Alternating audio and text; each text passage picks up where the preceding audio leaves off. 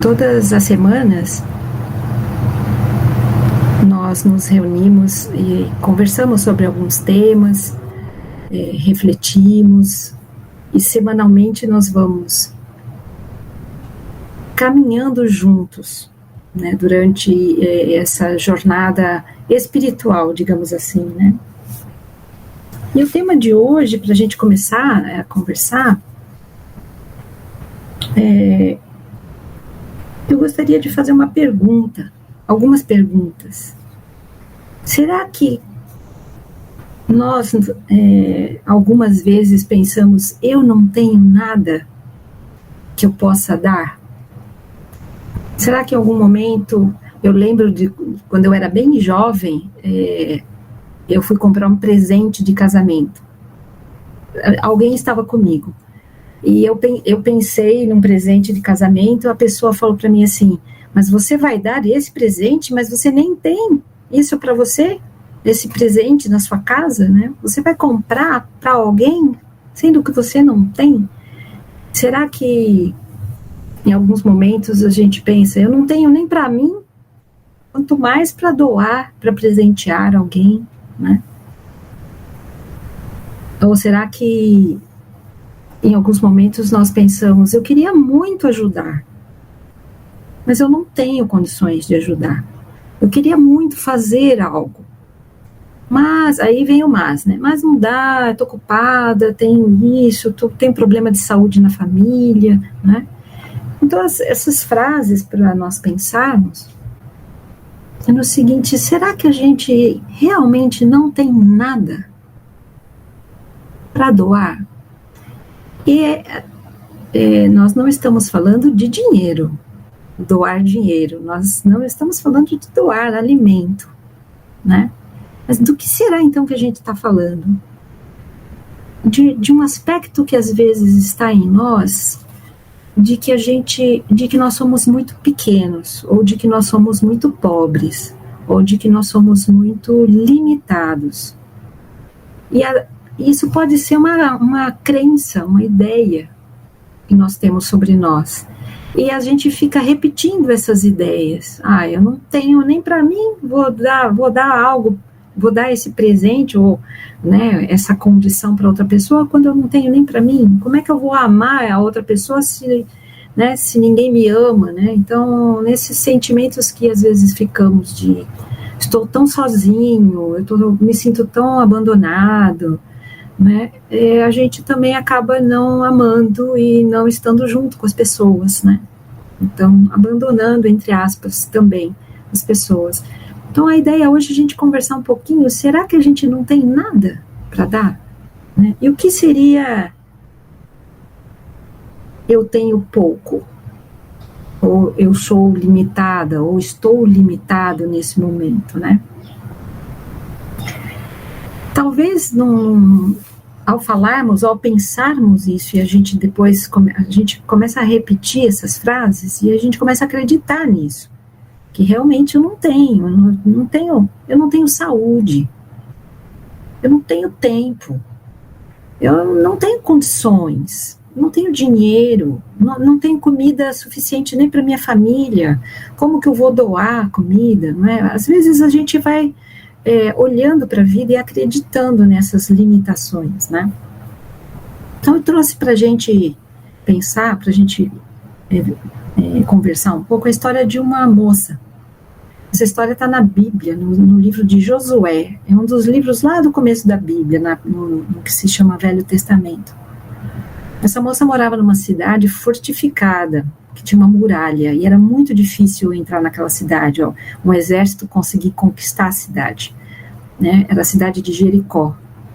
E ela era muito pobre, e as pessoas pobres nessa época, né, uns 1.500 anos antes de Jesus, um pouco mais, uns 3.000 anos atrás, quase 4.000 anos atrás, as pessoas muito, muito pobres, elas moravam em casas que eram feitas na muralha, porque era um lugar muito perigoso, né? Ninguém queria morar, então sobrava para elas aquela condição. E essa moça, que chamava Raabe, ela morava, né, na muralha, uma família muito pobre.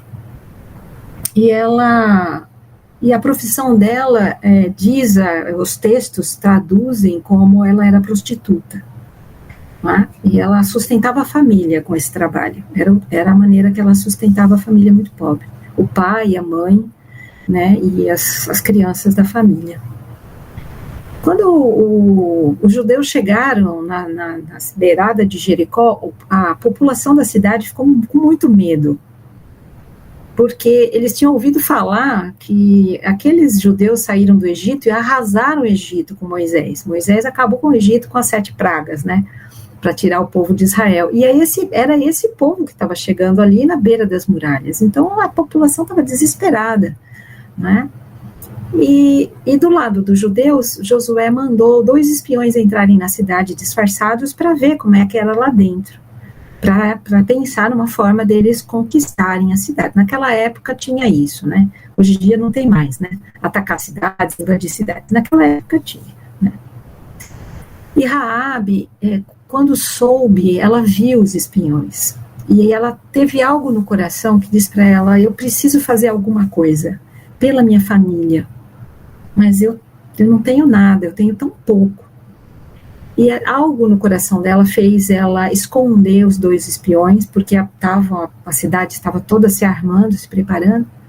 Ela esconde os 2 no telhado da casa dela, os soldados procurando os espiões, e depois de noite ela ajuda os 2 espiões a escaparem. Só que ela faz um pedido. Eles agradecem muito ela ter ajudado, e ela faz um pedido, ela pede: por favor, quando vocês ocuparem a cidade, eu gostaria de ser salvo a minha família, né? Se vocês podem salvar a minha família. E eles falaram sim. Amarra uma corda vermelha na janela da sua casa para fora da muralha, porque a gente vai saber que essa é a sua casa. E aí, por que será que a Elaine trouxe essa história agora de uma moça que não tinha nada, não tinha nem status social, não tinha condição nenhuma, né? Não era ninguém, ajudou 2 espiões. E o povo de Israel entra, né? A história conta que eles ficaram tocando trombetas em volta da muralha. Alguns de vocês podem já ter ouvido a história, tem músicas que cantam sobre isso. E aí, durante, acho que foram 7 dias, e aí eles tocavam trombeta e as muralhas caíram, né? Eles não precisaram atacar as muralhas, né? Usaram vibração, música e vibração, né? Qual a importância de uma pessoa tão pequena como Raabe, tão sem recursos, tão desprovida de dignidade, digamos assim, pela profissão dela? Raabe se casa com um rapaz judeu, o seu filho foi esposo de Ruth, uma grande mulher na história judaica, na história da Bíblia. O descendente de Ruth foi pai de Davi. Raabe foi tataravó do rei Davi. E teve mais um grande rei que nasceu da linhagem de Davi, que foi Jesus. Então, aquela mulher que talvez ela pensasse que ela não valia nada, que ela não tinha nada para oferecer. Ao salvar a sua família, ao ajudar o povo de Israel, ela se torna tataravó do próprio Jesus. Estou até muito emocionada falando isso. Será que você já pensou alguma vez o quanto você mudou a vida de alguém e você nunca vai saber o bem que você fez por ter ajudado alguém? Será que você já pensou sobre isso? Porque a gente fica muito igual Raabe, pensando que a gente não vale nada, pensando que a gente está cheio de problemas, que eu não posso ajudar ninguém porque eu não tenho dinheiro. Ou até tenho dinheiro, mas eu não tenho tempo, não é? Será que pensando a história dessa moça, será que não tem algo muito maior que a gente pode fazer? E que a gente está colaborando com algo tão grande que a gente nunca vai imaginar. Raabe, quando ajudou os espiões, ela não pensou que ela ia ser a ancestral de Jesus. Não dá para imaginar, não é? Ela simplesmente foi generosa. Ela simplesmente seguiu o coração. E diz o texto bíblico que ela tinha fé, que ela falou, se o Deus dos judeus fez isso por eles, salvou do Egito, o que não vai fazer por mim e minha família tão pobre? Talvez consiga salvar minha família daqui. Não só salvou, como olha o destino, né? O ato dela, o que gerou para o futuro, né? Ela acabou sendo responsável aí pelas gerações futuras, participando da chegada aí do Messias, né? De Jesus. Para a gente pensar um pouco essa questão do o que é que eu tenho para dar? E será que a gente pensa que é pouco? O que será esse pouco que a gente pensa? Vamos pensar as crianças? Aí vocês podem até me dizer, mas tem criança que não divide brinquedo. Né? Tem a fase do egoísmo, é normal, né? A gente vai falando, divide com o amiguinho, né? Mas chega uma certa idade, será que a gente nunca viu, ou nós mesmos, será que você não se lembra de você estar na hora do intervalo das aulas, quando você era bem pequeno, e você dividir seu lanche de uma forma espontânea com alguém que esqueceu de levar, que a mãe esqueceu de mandar a lancheira, ou porque era pobre mesmo, não tinha lanche? Será que em alguns momentos da sua infância você abraçou alguém só porque a criança estava chorando? Simplesmente abraçou? Ou você é adulto, só abraçou? Quantas vezes talvez você tenha conversado com alguém e dado uma orientação, advertindo a pessoa, ou adolescente, ou uma criança, falando, olha, isso aqui seria um bom caminho para você, né?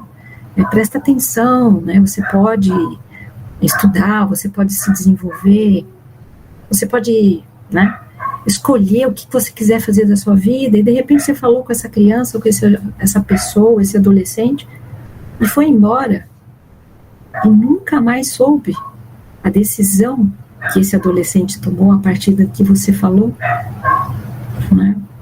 Então eu estava hoje pensando sobre isso, né? Talvez você nunca vai saber o bem que você fez. Talvez nunca. E todo o bem que a gente pratica, todo olhar com compaixão, todo gesto de amizade, todo sorriso para alguém que está perdido. Eu estava vindo para casa agora depois do almoço, né? Eu estava saindo do shopping e um rapaz que estava trabalhando na segurança do shopping, ele saiu do portão, foi para a rua e ele ficava olhando para a esquina. E aí eu estava saindo a pé. E ele, moça, aí a gente já fica, Brasil, né? A gente já fica meio assim, o que está acontecendo? Ele, moça, você sabe se vão guinchar meu carro porque eu estacionei o carro ali? Aí eu olhei para ele, né, falei, você pode ir lá dar uma olhada. Ele falou, não, eu estou trabalhando, eu não posso, né. Aí eu olhei para a situação, né, eu sorri para ele e falei, fica tranquilo, naquele lugar que você estacionou, nunca soube que teve multa ou guincho, pode ficar tranquilo, as pessoas estacionam um carro lá que era fora do shopping, né. Aí ele respirou mais tranquilo, né. E depois eu andei e falei, eu poderia ter ido lá olhar o carro dele, ter voltado, dizer para ele, sim, seu carro está aqui. Mas o que ele precisava era ficar mais tranquilo, ele estava inseguro, né, de ter tomado uma decisão, deixado o carro lá. Então, assim, eu depois fiquei pensando, eu poderia ter feito mais por ele, eu poderia ter perguntado, qual é o carro, eu vou lá ver, mas ele não estava interessado se o carro tinha sido roubado ou guinchado. Ele estava pedindo para ter um pouco de conforto, né? E aí ele veio falar comigo. Então, quantas vezes a gente, por pressa ou por medo, quem é essa pessoa que está me abordando, o que a pessoa quer, principalmente no Brasil, né? A gente tem um pouco isso.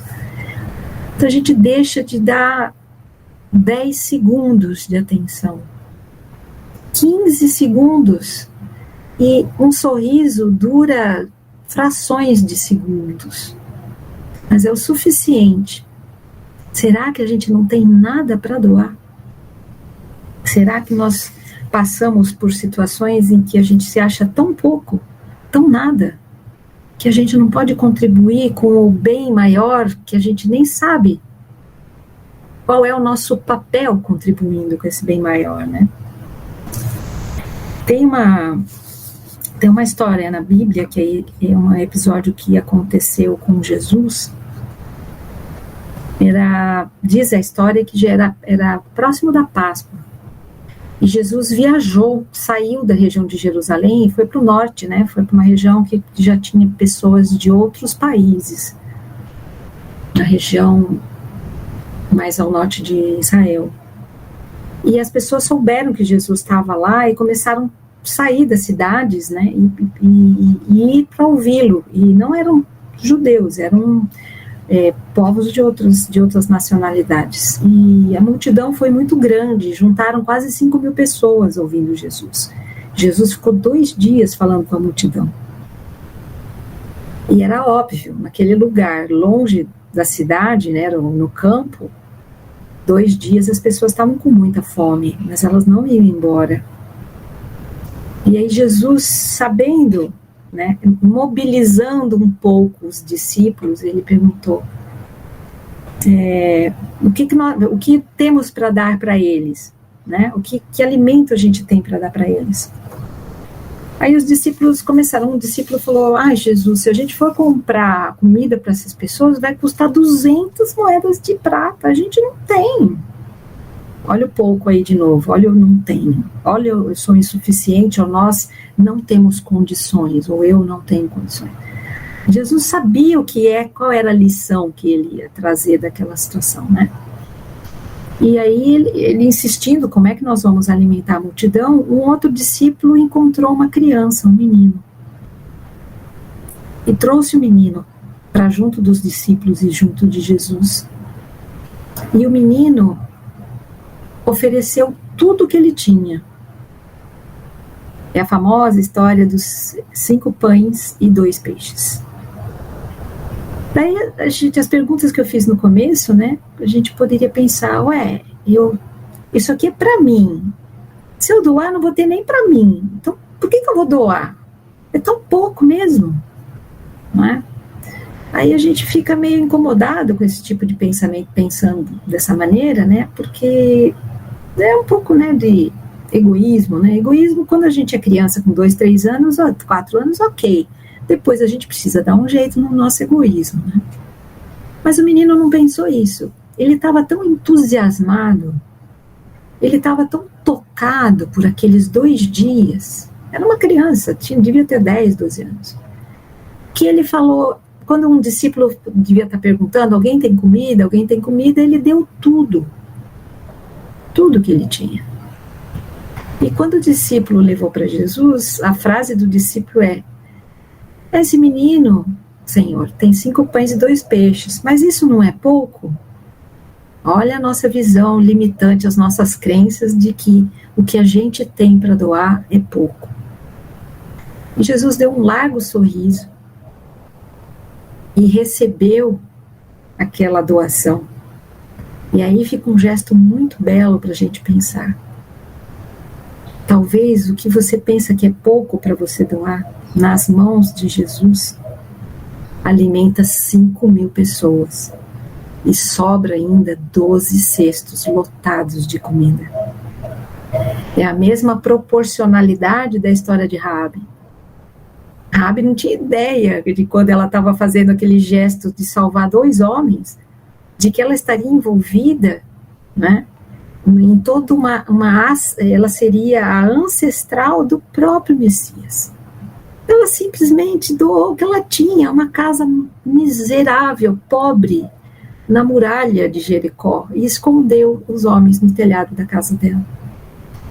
Então, o tema de hoje é 5 pães e 2 peixes, né? O que você tem para doar? O que você tem para dar? Da gente poder refletir sobre esses momentos em que a gente fala, não tenho nem para mim. Tem uma frase de Francisco de Assis que é dando que se recebe, não é? Esse comentário que eu fiz com vocês, você não sabe, né, quantas vidas você mudou simplesmente porque você sorriu, porque você deu uma palavra de conforto, pôs a mão no ombro, falou, confia, tudo vai ficar bem. Se precisar, conta comigo, né? Você não tem noção da proporção que isso alcança. Eu tive várias experiências, né, na minha vida de que chegou a mim alguma informação de algo que eu tinha feito, mesmo eu achando que eu tinha sido insuficiente, que eu tinha sido um fracasso. Acho que o ano passado eu viajei e uma família pagou a viagem para mim, o marido, a esposa, me receberam na casa deles. Eu fiquei com eles e com os filhos. E no final até fiquei doente. Tomei um vento gelado lá e fiquei meio doente. E eu toda incomodada, né? Mas puxa vida, né? Mas eles queriam que eu viesse, então foi muito gostoso, né? Poder visitá-los, né? E poder estar com eles. Aí ontem eu recebi uma mensagem dela assim: querida Elaine, nem sei se eu consigo falar melhor do que já falaram. Eu recebi várias mensagens ontem, né? Nem sei se consigo me expressar como gostaria. Só sei que tem você num cantinho muito especial do meu coração. E ele esquenta todas as vezes que eu penso ou falo com você. Que privilégio poder ter você no meu coração, ter te conhecido e saber que você está comigo, conosco nessa caminhada. Espero que possamos nos encontrar pessoalmente novamente. Receba todo esse carinho que vem não só de mim, mas da minha família e desta família do grupo. Era um grupo de estudos nosso. Eu estou compartilhando com vocês porque às vezes eu me sinto um nada. E às vezes eu me sinto atrapalhando os outros.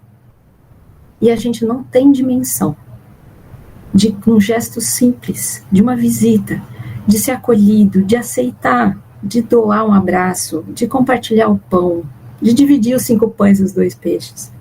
A gente não sabe a proporção. Então eu quis compartilhar com vocês que eu fiquei muito emocionada com essa mensagem que eu recebi ontem.